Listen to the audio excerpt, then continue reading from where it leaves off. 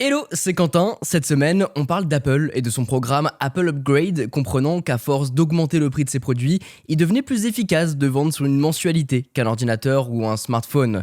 On va également parler de Signal Trace, le lecteur de plaques auto qui suit tes produits connectés. Bienvenue dans la bulle de la semaine, l'essentiel de l'actualité tech et design. Comment ça va, mon petit Rewan? Aujourd'hui, on n'a pas Mathieu avec nous. Mais comment ça va, toi? Malheureusement, bah écoute, ça va. Mathieu, malheureusement, pour des raisons perso, sera pas avec nous aujourd'hui. On pense à lui, on l'embrasse fort. Mais écoute, moi, content d'être là. C'est ce qu'on disait, vous le savez pas, nous, c'est le dernier épisode, puisque, évidemment, on a préenregistré ceux vous allez écouter en août. Donc nous, après, c'est la pause estivale. Et là, on est content. À la fois, on a la satisfaction de se dire on a tenu jusqu'au bout les enregistrements. Mais derrière, on est quand même content de pouvoir se reposer un petit peu. Ah ouais, on est là, j'avoue, pour moi, c'est le bout du tunnel. Je m'enchaîne. Alors, vous voyez pas mal de contenu sortir, mais je suis mort. Mes journées, c'est 9h30, 2h du mat, j'en peux plus. C'est ça, moi pareil, j'ai tout le taf qui s'accumule, j'ai mes collègues qui m'ont demandé d'envoyer, qui se sont dit que c'était sympa de m'envoyer tous les trucs à 3 jours de mes congés. Donc j'ai une pile de tâches, tu sais que tu dépiles des trucs et c'est bizarre, ça continue d'augmenter ton... Ouais, et tu te rajoutes un petit truc au dernier moment, tu te dis peut-être que je peux faire ça et tout. Ça, et puis t'as le truc, ça, vas-y, je vais le faire maintenant, il y en a pour 2 secondes. Tu passes une demi-journée dessus, c'est bon, c'est sur un truc de merde ou t'es en mode tranquille, ça, vas-y, c'est plié vite fait. Donc non, vraiment content de voir le bout du tunnel, la belle satisfaction du travail bien fait malgré tout. C'est ce qu'on vous souhaite aussi, pour ceux qui ont la chance de pouvoir prendre des congés et ceux qui bossent également et qui ont encore des choses à faire. Peut-être ceux qui reviennent, il y en a peut-être quelques-uns qui reviennent aussi. C'est le combat juillettiste haussien. Haussien, putain, j'essaie de le retenir, le terme. Juillettiste et haussien, j'arrive pas. Mais carrément, pour vous dire, j'ai une liste de trucs à faire énorme. Là, au moment où on enregistre, il est 19h, le jeudi 30 juillet, quasiment pour 30, être vraiment précis.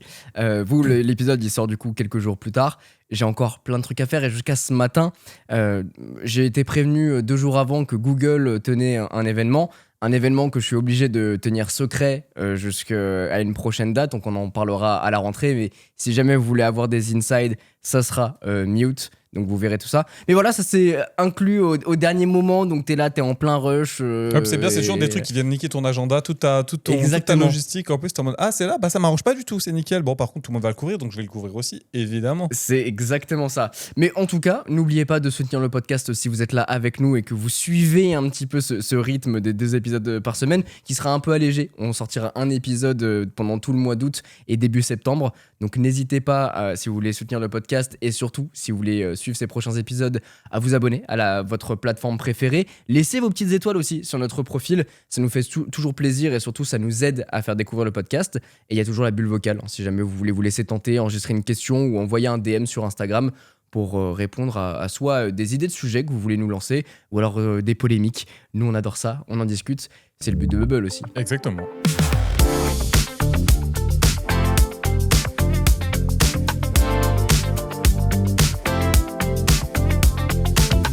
Apple a compris qu'à force d'augmenter le prix de ses produits, il devenait plus efficace de vendre une mensualité qu'un ordinateur ou un smartphone, qu'un Mac ou un iPhone. Apple vient donc d'annoncer Apple Upgrade. La marque veut désormais nous faire louer nos iPhones, nos Macs ou nos iPads sur plusieurs années.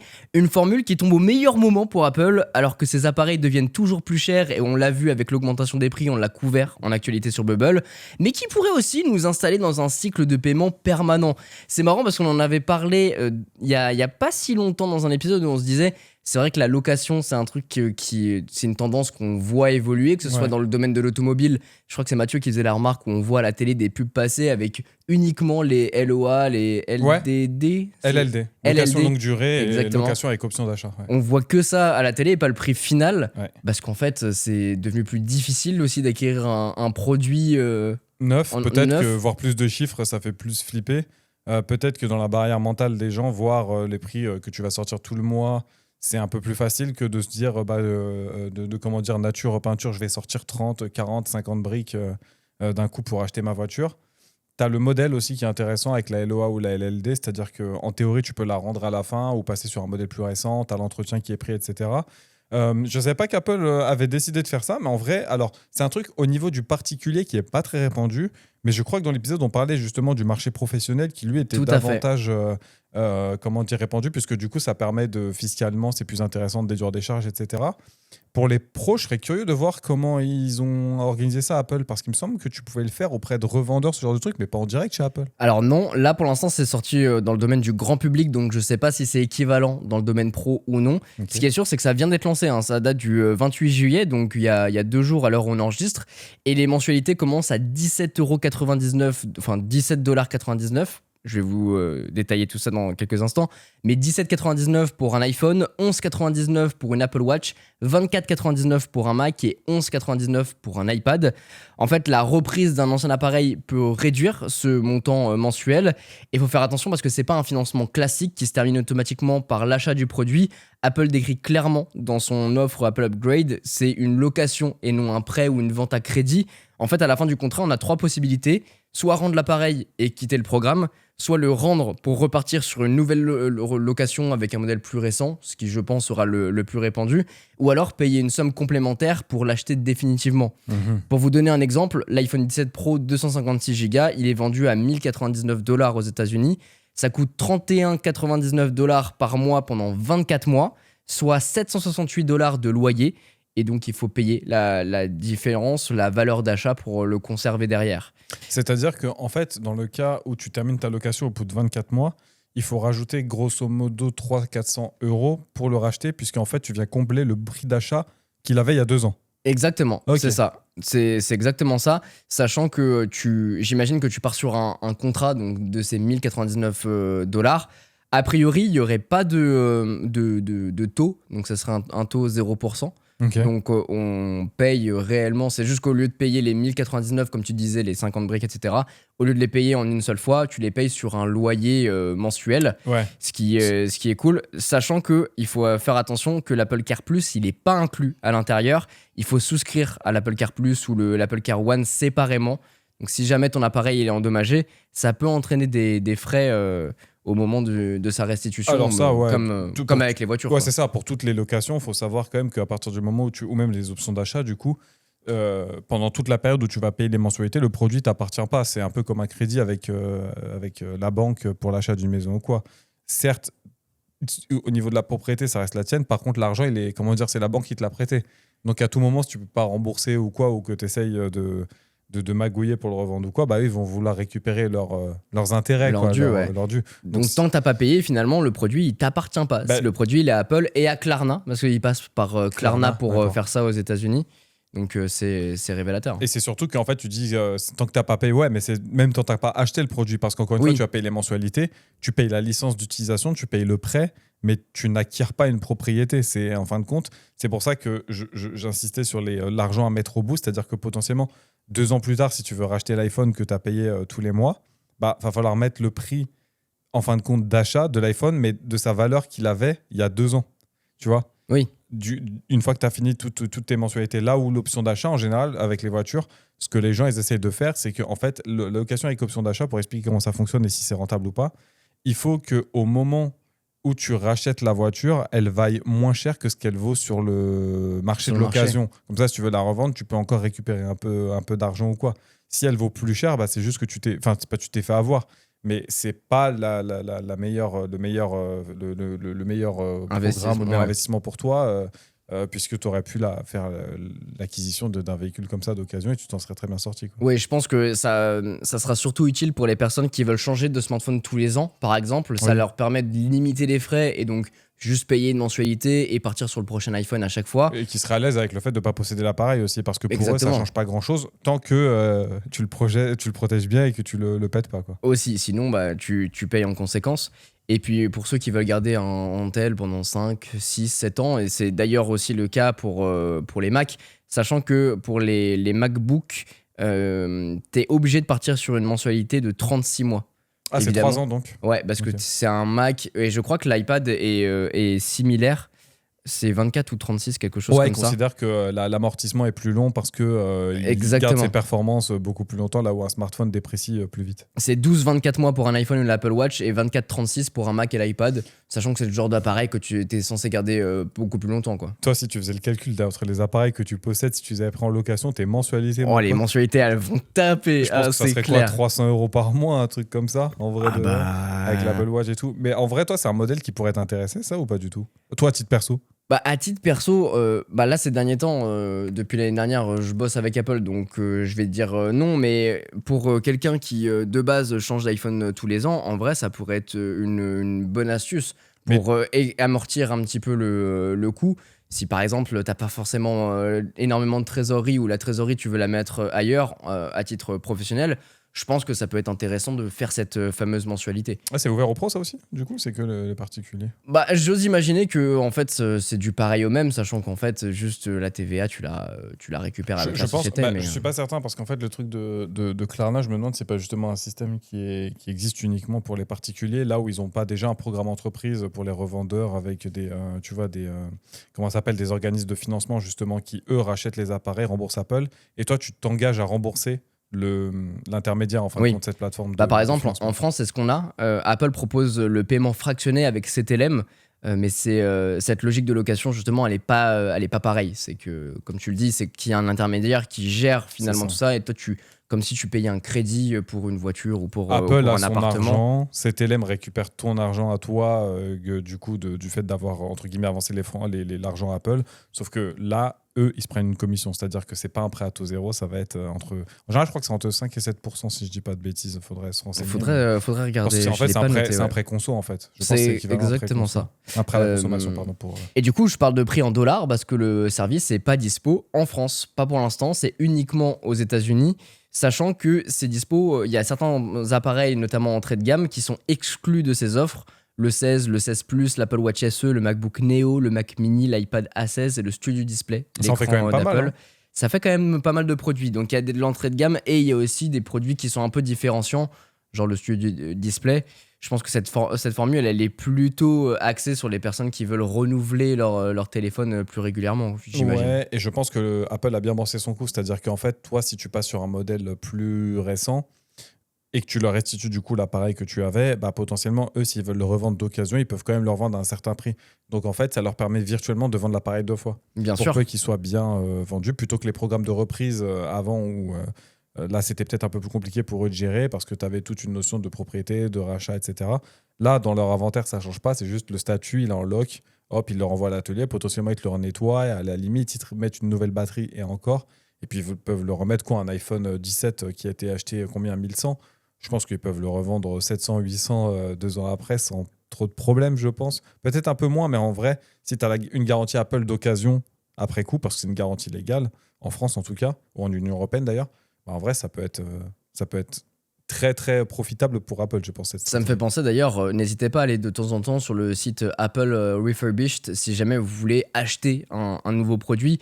De temps en temps, il y a des bonnes occasions qui sont intéressantes, sachant que dans ce service, il y a des personnes comme moi qui achètent le produit et qui le renvoient 2 semaines plus tard parce que soit ça ne convient pas, ou moi c'est plutôt dans le cadre de test. Et ça passe pas par l'étape de ça revient à l'usine et puis c'est revendu dans un Apple Store. En vrai, je suis en train de penser à un truc, mais dans les premiers jours de la sortie d'un appareil, ça peut valoir le coup de consulter le site 2 jours après parce que tu as quelqu'un qui s'en est servi pendant une semaine. Le truc, tu vas peut-être perdre 200 € sur le produit pour juste quelqu'un qui l'a ouvert et qui l'a démarré avant toi, mais le produit va être neuf. Exactement, donc c'est pour ça faut y aller régulièrement, sachant que ça part assez vite généralement. Moi, tu sais, les problèmes de ces. Comment dire, je peux voir les gens s'intéresser au fait que c'est potentiellement moins d'argent à sortir directement le modèle locatif. Parce qu'en fait, tu le loues l'iPhone, hein, faut avouer ce que c'est juste de la location. Ah là, c'est de la location, ouais, clairement.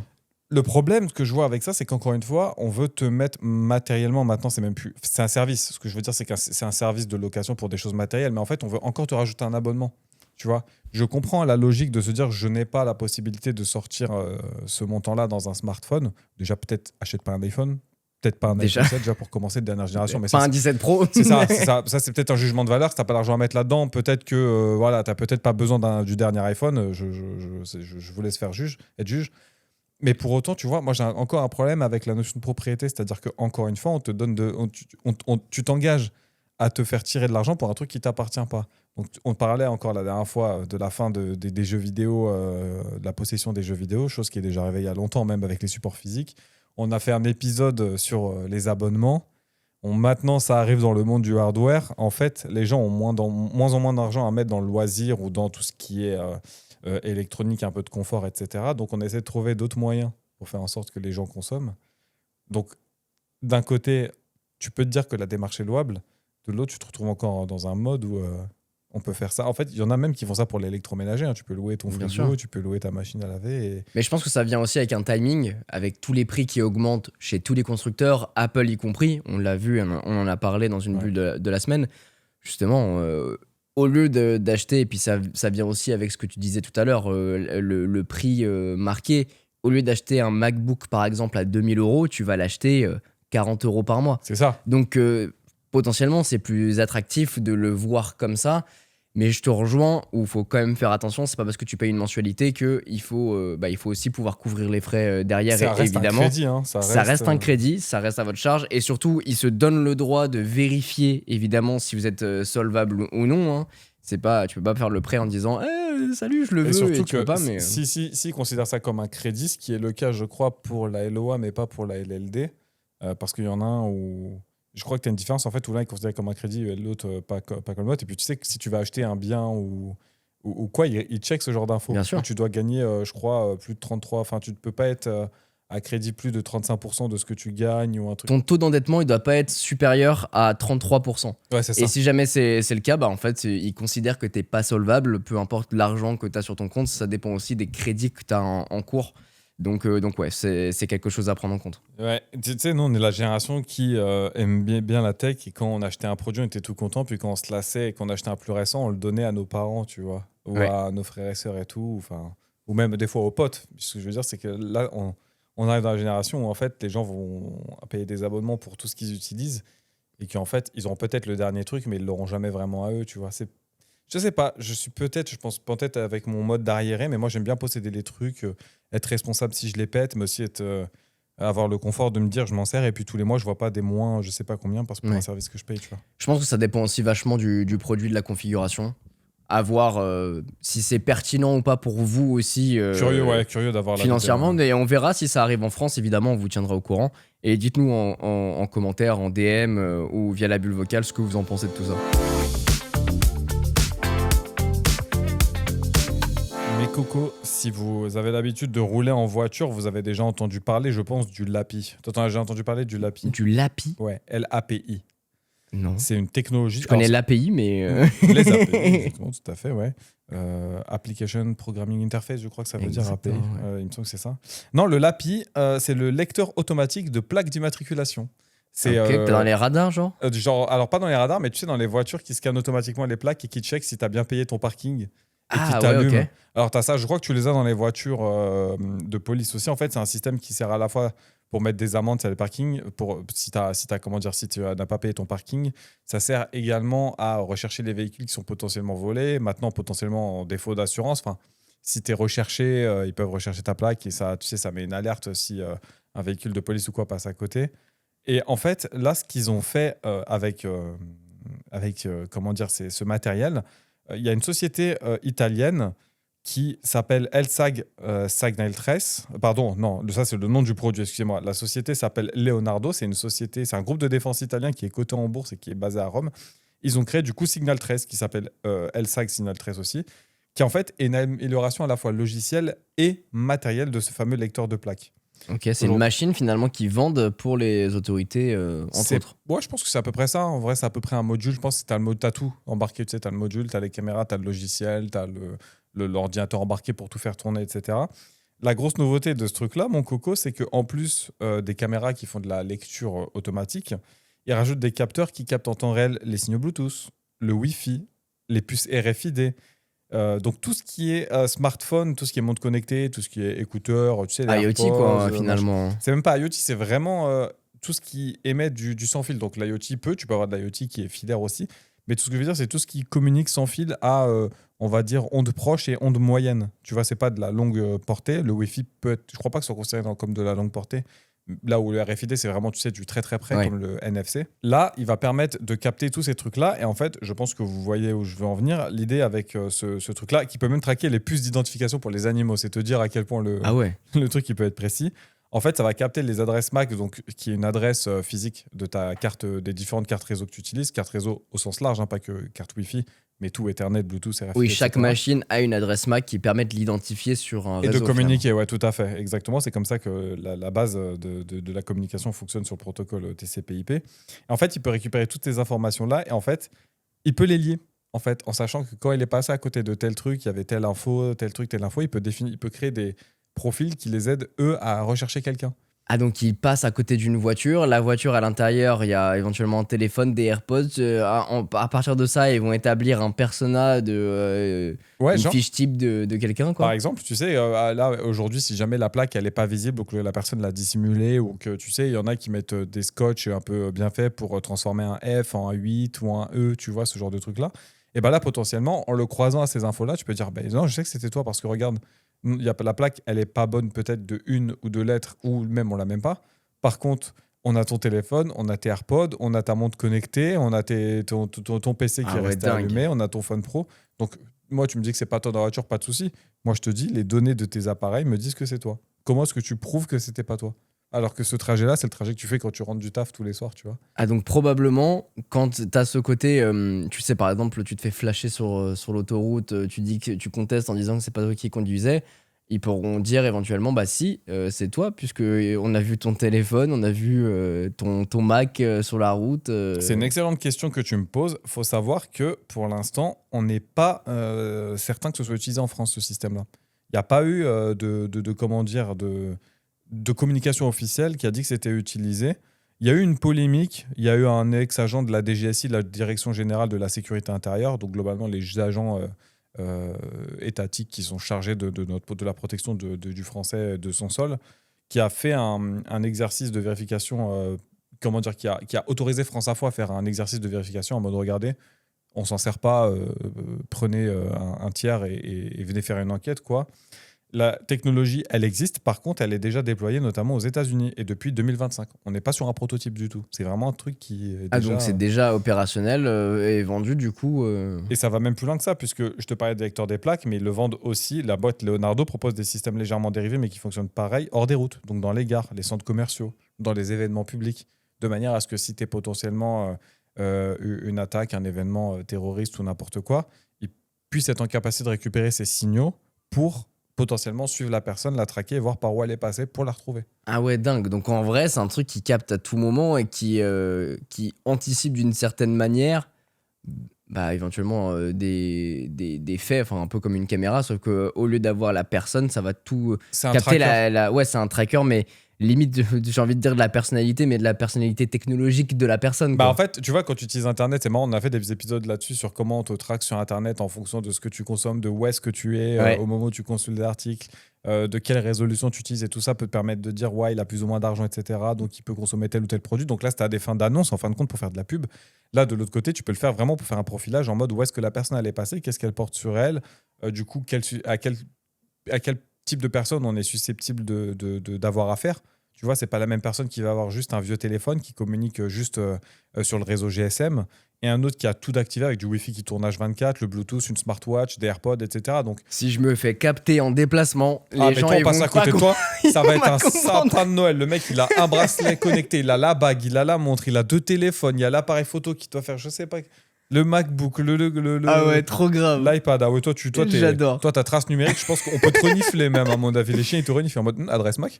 Ouais, c'est lui, je pense que c'est lui. C'est marrant parce que, pour faire un petit parallèle, j'ai eu 2-3 problèmes de réseau Wi-Fi dans le studio. Donc, du coup, j'appelle mon opérateur avec qui on a échangé et j'ai un conseiller qui check avec moi en temps réel ce qui se passe, les équipements de chez moi Ouais.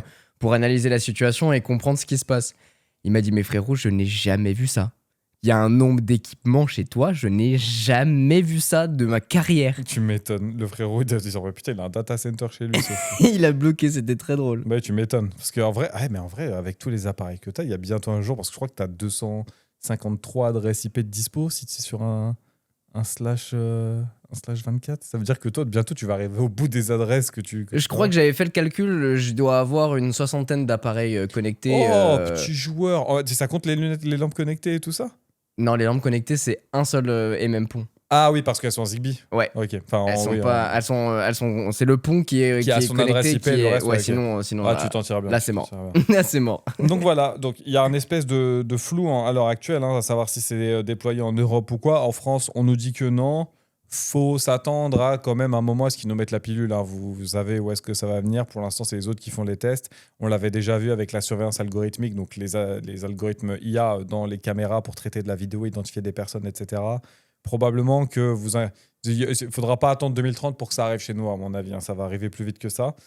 Certains voient un affront aux libertés fondamentales, le profilage, etc., comment les infos peuvent être utilisées. D'autres voient ça comme une étape nécessaire pour le suivi de certains criminels dans l'aide aux forces de l'ordre, tu sais, pour permettre d'identifier des individus qui ont commis des crimes. Je pense que, comme d'hab, c'est ce que je dis à chaque fois, c'est que ça doit se situer quelque part entre les deux et qu'en fait, c'est juste une techno. Aujourd'hui, ce qui compte, c'est de savoir si elle est utilisée à bon escient ou pas et dans le respect de l'éthique ou pas. Ça me fait penser un peu à Minority Report. Tu anticipes de par un profilage, oui, tu sais les équipements que a cette personne, mais qui se retrouve un moment dans une gare, et donc du coup ça anticipe que peut-être il va se passer une dinguerie. Bah, Minority Report, c'est même plus que ça. C'est genre littéralement, ils voyaient l'avenir, les trucs, ils reçoivent des reports. Ouais, c'est ça. Tu vas faire un crime, on t'arrête avant le crime. C'est ça. Ça, c'est une folie. Alors c'est peut-être un petit débat, mais tu sais qu'il y a un système qui existe comme ça, je crois que c'est au Canada. Ah ouais? En fait, pour les gens qui ont déjà. Je vais peut-être dire une connerie, donc je m'engage pas complètement sur ce que je dis. Mais il me semble que pour certains crimes issus genre de la... Tu sais, des trucs pour des gens qui ont des tendances psychotiques ou ce genre de trucs, en fait, ils dressent un profil de la personne et quand tu as purgé ta paye, ils continuent de te surveiller, genre ce que tu consultes, etc. Okay. Et c'est pas ils t'arrêtent, mais t'envoient des messages en mode attention, on sent que vous retombez dans les trucs et tout, si vous avez besoin de vous faire aider, nanana. Et en fait, tous ces signaux-là t'aident à te faire accompagner pour pas que tu replonges, en fait. Excellent. Dans ces trucs-là. Donc, t'as peut-être une perte de liberté, mais je trouve que le modèle est plutôt sain dans le fait de se dire attention, là on va plutôt faire de l'accompagnement plutôt que de te choper et de te refoutre en taule. Oui, c'est dépendamment des profils déjà psychologiques, c'est ça, ouais. ça peut valoir le coup. Bon, en tout cas, voilà pour les actus de la semaine. Et jeudi, on se demandera si une innovation peut encore réellement nous surprendre. Les technologies, vous le savez, continuent de progresser, mais on les découvre avant leur sortie. Et on les banalise presque immédiatement. Le plus difficile, c'est peut-être plus de créer une rupture, mais de nous laisser suffisamment de temps pour comprendre ce qu'elle change vraiment. Merci les osios, et à jeudi dans Bubble. Ciao, ciao.